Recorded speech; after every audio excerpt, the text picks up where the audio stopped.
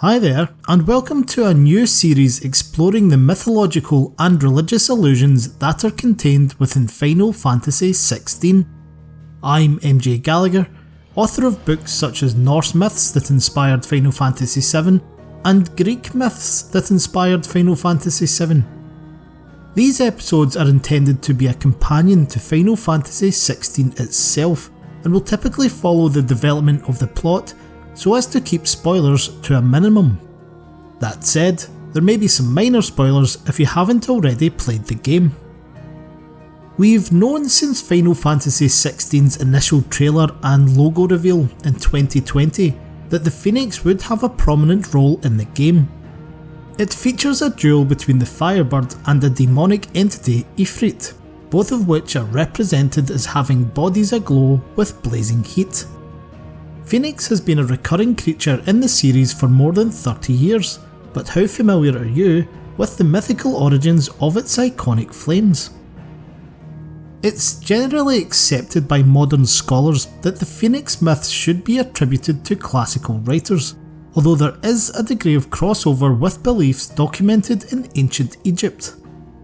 According to early lore, the Phoenix lived in Arabia and only returned to Heliopolis, the city of Helios, in Egypt once every 500 years or so, to inter its parent at the temple of Ra.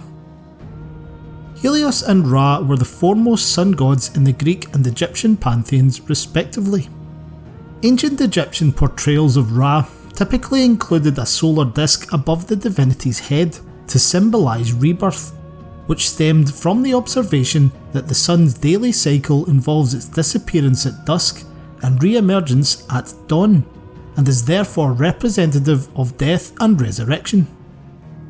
This was eventually adopted by the Phoenix motif and developed into a burning nimbus or halo around the bird's crown, with rays of brilliant sunlight shining forth.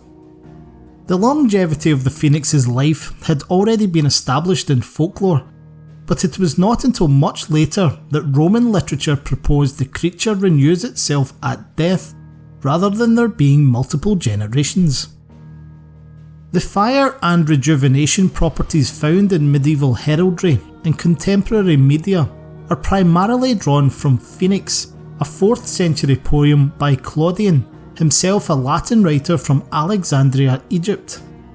In the poem, the Phoenix is attested to live in a paradise at the eastern edge of the world, where the sun rises.